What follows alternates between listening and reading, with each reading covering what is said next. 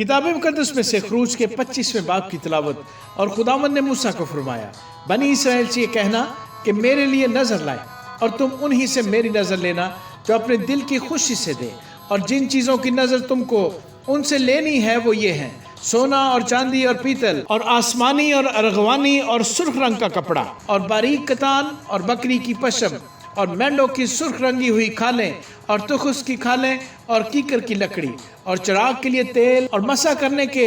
تیل کے لیے اور خوشبودار بخور کے لیے مسالے اور سنگ سلیمانی اور فود اور سینہ بند میں جڑنے کے نگینے، اور وہ میرے لیے ایک مقدس بنائیں تاکہ میں ان کے درمیان سکونت کروں، اور مسکن اور اس کے سارے سامان کا جو نمونہ میں تجھے دکھاؤں ٹھیک اسی کے مطابق تم اسے بنانا، اور وہ کیکر کی لکڑی کا ایک صندوق بنائے جس کی لمبائی 2.5 ہاتھ اور چوڑائی 1.5 ہاتھ اور اونچائی 1.5 ہاتھ ہو، اور تو اس کے اندر اور باہر خالص سونا منڈنا، اور اس کے اوپر گردا گرد ایک زرین تاج بنانا، اور اس کے لیے سونے کے 4 کڑے ڈھال کر اس کے چاروں پایوں میں لگانا، 2 کڑے ایک طرف ہوں اور 2 ہی دوسری طرف، اور کیکر کی لکڑی کی چوبیں بنا کر ان پر سونا منڈنا، اور ان چوبوں کو صندوق کے اطراف کے کڑوں میں ڈالنا کہ ان کے سہارے صندوق اٹھ جائے، چوبیں صندوق کے کڑوں کے اندر لگی رہیں اور اس سے الگ نہ کی جائیں، اور تو اس شہادت نامے کو جو میں تجھے دوں گا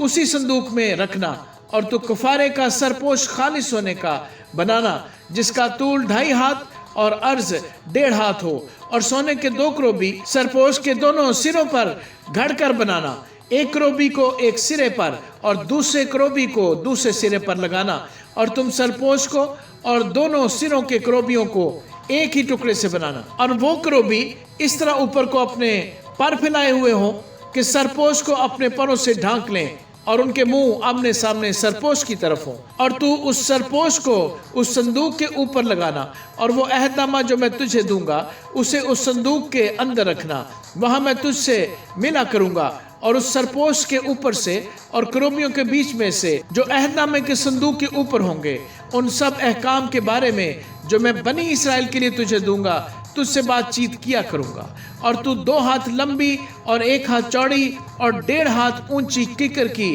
لکڑی کی ایک میز بھی بنانا، اور اس کو خالص سونے سے منڈنا، اور اس کے گردا گرد ایک زرین تاج بنانا، اور اس کے چوگرد 4 انگل چوڑی ایک کنگنی لگانا، اور اس کنگنی کے گردا گرد ایک زرین تاج بنانا، اور سونے کے 4 کڑے اس کے لیے بنا کر ان کڑوں کو چاروں کونوں میں لگانا جو چاروں پایوں کے مقابل ہوں گے، وہ کڑے کنگنی کے پاس ہی ہوں تاکہ چوبوں کے واسطے جن کے سہارے میز اٹھائی جائے گھروں کا کام دیں، اور کیکر کی لکڑی کی چوبیں بنا کر ان کو سونے سے منڈنا تاکہ میز انہی سے اٹھائی جائے، اور تو اس کے طباق اور چمچے اور آفتابے اور انڈیلنے کے بڑے بڑے کٹورے سب خالص سونے کے بنانا، اور تو اس میز پر نظر کی روٹیاں ہمیشہ میرے روبرو رکھنا، اور تو خالص سونے کا ایک شمعدان بنانا، وہ شمعدان اور اس کا پایا اور ڈنڈی سب گھڑ کر بنائی جائے، اور اس کی پیالیاں اور لٹو اور اس کے پھول سب ایک ہی ٹکڑے کے بنے ہوں، اور اس کے دونوں پہلوؤں سے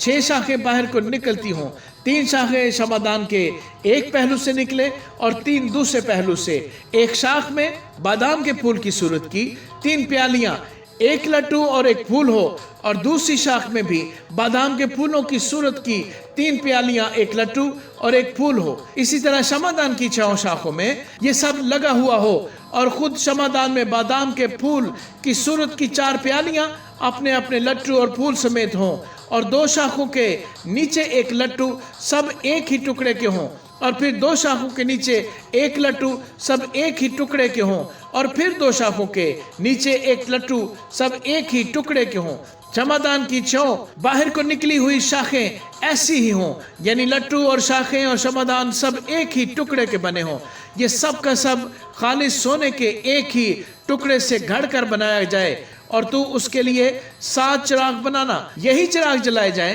تاکہ شمعدان کے سامنے روشنی ہو، اور اس کے گلگیر اور گلدان خالص سونے کے ہوں، شمعدان اور یہ سب ظروف ایک کنتار خالص سونے کے بنے ہوئے ہوں، اور دیکھ تو ان کو ٹھیک ان کے نمونے کے مطابق جو تجھے پہاڑ پر دکھایا گیا ہے بنانا۔ آمین۔